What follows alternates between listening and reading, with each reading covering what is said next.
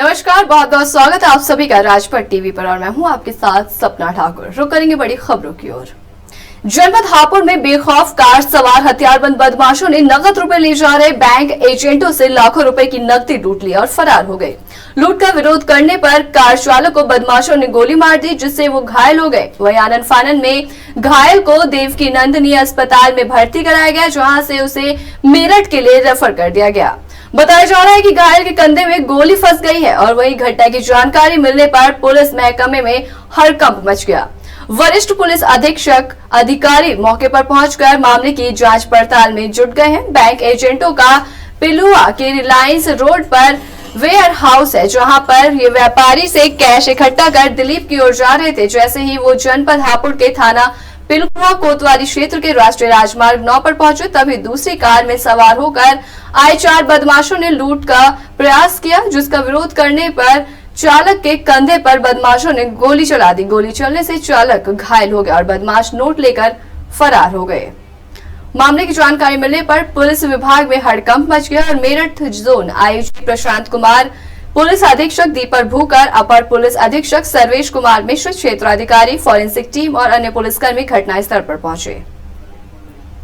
तो इस खबर पे अधिक जानकारी के लिए हमारे साथ हमारे सहयोगी सचिन सिंह जुड़ चुके हैं। सचिन, एजेंटों से जो लूट की गई है, ये हथियार बंद जो बदमाश थे, इनके बारे में बताइए। आपको बताना चाहेंगे कि ये कल शाम की घटना है। ये जो बैंक के कलेक्शन करके लेके जाते हैं और बैंक के कलेक्शन लेके जा रही थी गाड़ी, तो अगर देखा जाए कि पहली नजर में देखा जाए तो इस गाड़ी की रैकिंग भी शायद की जा रही थी कहीं से, जिसके चलते जो गाड़ी में कैश तकरीबन 30 से 35 लाख रुपए कैश था, उसे लेकर जो बंदूकधारी थे, हथियार उनके पास कई हथियार भी थे, जिसके बल पर उन्होंने 30 से 35 लाख रुपए की तकरीबन, जो अभी कंफर्म भी नहीं हो पाया है, जो लूट की है, जिसमें एक उसमें गार्ड भी मौजूद था, जिस गार्ड को कांधे में गोली लगी है। यहाँ पे जो हापुड़ में उसे हॉस्पिटल में भी एडमिट कराया गया था, लेकिन यहाँ से उसे मेरठ के लिए रेफर कर दिया गया था क्योंकि उसके कांधे में वो गोली फंस चुकी थी। सचिन, लूट जिन्होंने की है, बदमाश जो थे, उनके बारे में अभी तक पुलिस पता लगा पाई है? अभी पुलिस ने टीमें गठित की है, लेकिन अभी तक इस मामले में कोई गिरफ्तारी नहीं हो पाई है। तो जो हमारी पुलिस, जो हमारे एसपी साहब हैं, उनसे भी बात हुई थी, तो उन्होंने कहा है कि पुलिस बहुत ही जल्दी इस मामले का खुलासा कर देगी। वही घायल की स्थिति कैसी है जिसके कंधे में गोली लगी है? सचिन, घायल की स्थिति कैसी बनी हुई है अभी? अभी उसमें इस मामले में जो छानबीन चल रही है, क्योंकि इसमें अगर पहली नजर में आपको देखा जाए तो ये मामला कुछ अजीब सा लगता नजर भी आ रहा है, क्योंकि जो खुलेआम लूट का मामला है, तो कहीं ना कहीं इसमें कुछ लूज पॉइंट भी नजर आए हैं, क्योंकि देखने को मिला है यहाँ पर जैसे दिन दहाड़े ये लूट हुई है, तो इसमें कहीं ना कहीं पुलिस की कुछ कमजोरियां भी नजर देखने को मिल रही है हमें। जी, बहुत बहुत धन्यवाद सचिन तमाम जानकारी के लिए।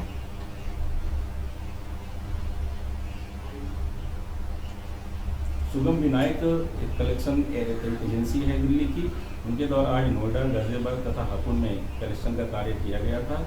समय लगभग 5 बजे लाखन के पास सर्विस रोड पर थाना पिलुआ क्षेत्र में आज अज्ञात बदमाशों द्वारा लूट की घटना करी की गई, जिसमें इनका ड्राइवर घायल हुआ, उसे तत्काल उपचार हॉस्पिटल भेजा गया है और वो खतरे से बाहर है। इनके द्वारा बताया गया कि बदमाश कार तथा कैश बैग लेकर भाग गए। कार को पुलिस द्वारा बरामद कर लिया गया है। पूछताछ पर इनके द्वारा यह भी बताया गया कि 30 से 35 लाख उसमें कैश था। तहरीर प्राप्त कर आवश्यक वैधानिक कार्रवाई की जा रही है। मुहर्रम के पावन पर्व पर शादानगर में मुस्लिम समुदाय के लोगों द्वारा हुसैन की याद में ताजिए निकाले गए। हुसैन की याद में ताजियों को निकालने को लेकर मुस्लिम समुदाय के लोग 1 महीने पहले से तैयारियां शुरू कर देते हैं। इन्हीं 1 महीने के अंदर सभी मुस्लिम परिवार के लोग ताजियों की साज सज्जा में लगे रहते हैं। कोरोना काल के बाद आजादी के अमृत महोत्सव के दौरान मुस्लिम समुदाय के लोगों ने भी ताजिया के ऊपर हमारे देश की शान तिरंगे झंडे को लगाकर एक ताजिया निकाला। आज आज़ादी महोत्सव के साथ साथ ताजिए निकल रहा है। ये एक जो है बहुत ही खुशी का विषय है।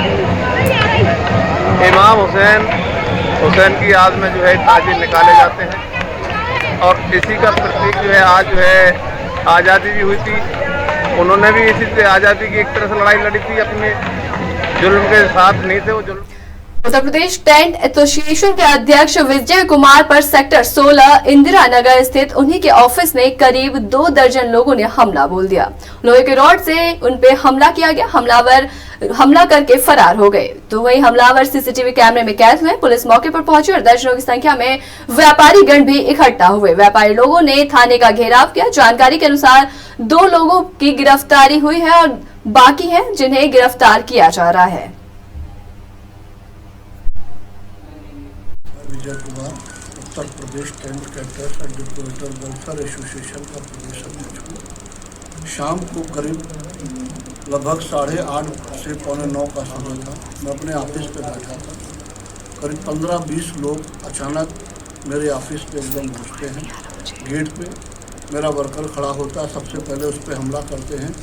वो जैसे ही अंदर भाग के आता है तब तक आवाज़ होने लगती है। मैं निकल के जैसे ही अपने ऑफिस के बाहर जाता हूँ, उतने में जैसे ही दरवाज़ा खुलता है तुरंत उन लोगों ने मेरे ऊपर हमला कर दिया। सभी के हाथ में लाठी डंडे और लोहे की राड वगैरह सब लिए थे लगातार। और जब तक मैं बोलूँ लगातार उन लोगों ने मारना शुरू कर दिया। और उसके बाद में किसी तरीके से मैंने दरवाजे को बंद करके अपनी जान को मैंने बचाया। चले टेंट एसोसिएशन के अध्यक्ष राकेश कुमार के ऊपर हमला हुआ है। आपको दिखाना चाहेंगे, हम इस समय गाजीपुर मौजूद है जहाँ पे लोगों ने गाजीपुर थाने को घेरा हुआ है। हमारे साथ व्यापारी हैं कि जानते हैं क्या पूरा मामला है। सर, 1900 टेंट है। पूरा मामला ये है कि 8:30 बजे के करीब ये घटना है। हमारे प्रदेश अध्यक्ष श्री विजय कुमार जी के ऊपर जानलेवा हमला हुआ है। 15-20 लोग मिल करके गाड़ियाँ तोड़ी है, ऑफिस तोड़ा है और वहाँ पे 2-3-4 कर्मचारियों के राड और डंडों से मारा है। किसी तरह वो जान बचा करके भागे हैं।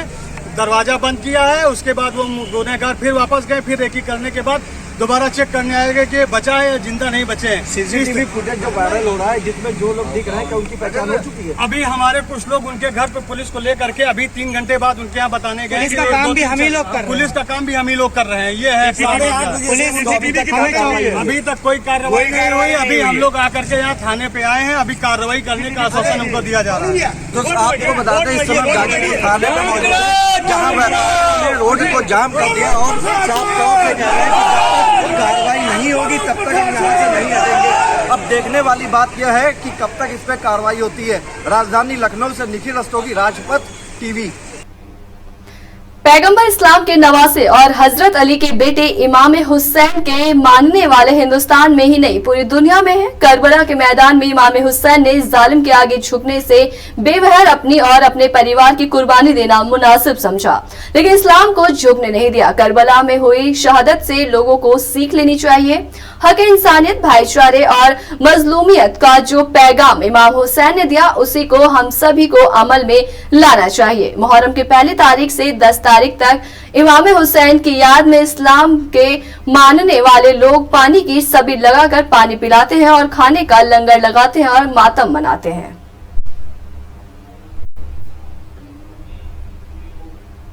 यूपी के फतेहपुर जिले में मुहर्रम का जुलूस देखने के दौरान घर का छज्जा अचानक गिर गया, जिससे छज्जे और छज्जे के नीचे खड़ी महिलाएं, बच्चे गंभीर रूप से घायल हो गए, जिसे पुलिस ने इलाज के लिए जिला अस्पताल में भर्ती कराया। लेकिन अस्पताल में डॉक्टरों की उपलब्धता न होने पर घायलों के परिजन भड़क गए। मामला बढ़ता देख अस्पताल पहुंचे सीएमओ ने घायलों के इलाज के लिए डॉक्टरों की टीम मौके पर बुलाए और घायलों का इलाज शुरू करवाया।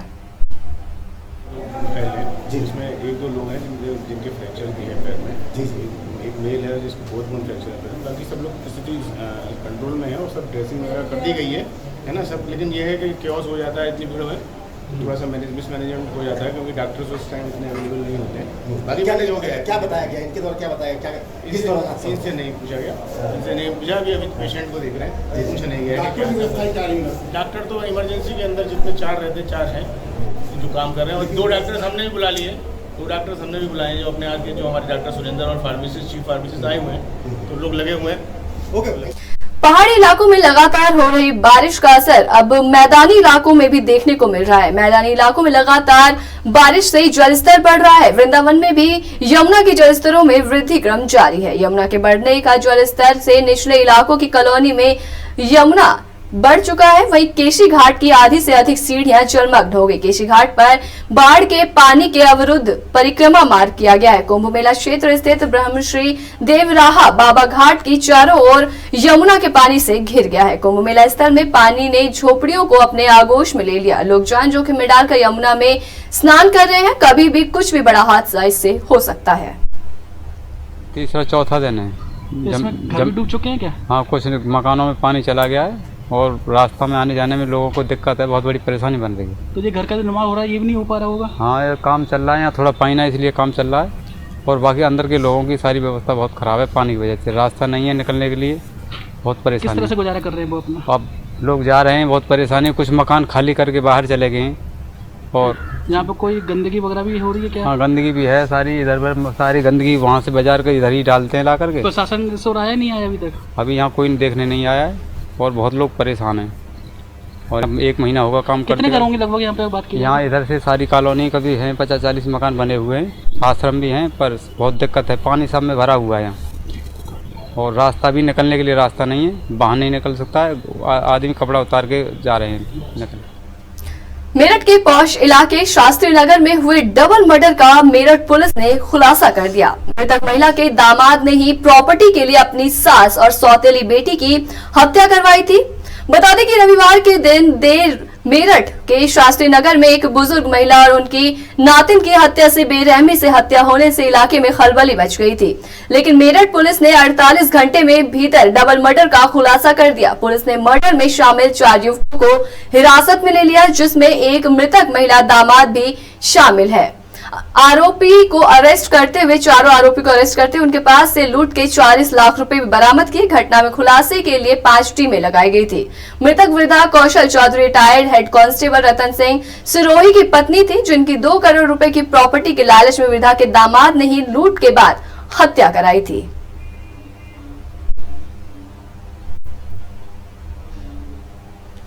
तो इस मुद्दे पर अधिक जानकारी के लिए हमारे साथ अमित सैनी मेरठ से जुड़ चुके हैं। अमित, ये जो डबल मर्डर केस है, पूरा मामला क्या है? जी बिल्कुल, आपको बताना चाहूंगा, ये मेरठ के थाना क्षेत्र के शास्त्री का मामला है, जहां पर डबल मर्डर से संशय की थी। लेकिन हालांकि पुलिस की कार्यशैली में देखी गया तो इस मामले के 48 घंटे के भीतर ही खुलासा कर दिया गया है। इस मर्डर का मास्टरमाइंड जो निकला है वो मुस्लिम महिला का दामाद निकला, जिसने अपनी सास की 2 करोड़ की संपत्ति व उसकी नौकरी के नाम की संपत्ति को हड़पने के लिए ये मास्टर प्लान तैयार किया था, जिसके लिए उसने अपनी सास के ही पड़ोसी को इस हत्याकांड में शामिल किया था और उनको उसके हत्या करने के एवज में मोटी रकम देने का वादा किया था। सीसीटीवी कैमरे में और फोन कॉल के जरिए जब पुलिस ने उसकी छानबीन की तो इससे पहले शक उनके ही दामाद पर हो, क्योंकि उनका दामाद स्वतः जिसकी जो उनकी बेटी थी उन्होंने दूसरी शादी की थी और वो काफी लालची किस्म का इंसान था, जो पहले भी प्रॉपर्टी अपने नाम लिखवाने चक्कर में कई बार विवाद कर चुका था। पहले पर जांच करने के बाद जब पुलिस ने उससे इंक्वायरी की आरोपी से, तो उन्होंने इस बात को कबूला कि उसने ही प्रॉपर्टी के लिए अपनी सास और सौतेली बेटी का मर्डर कराया था। और पुलिस ने इसमें 4 लोगों को गिरफ्तार किया, जिसमें मृतक के पड़ोसी के साथ साथ 2 लड़के और मौजूद थे, जिन्हें 20 लाख रुपए के एवरेज में ये मर्डर करने के प्लान किया गया। जी सब अभी जो 4 लोग इसमें शामिल थे, चारों में से कितने लोगों की गिरफ्तारी हो चुकी है और साथ ही इनके पास से लूट के सामान भी बरामद हुए हैं?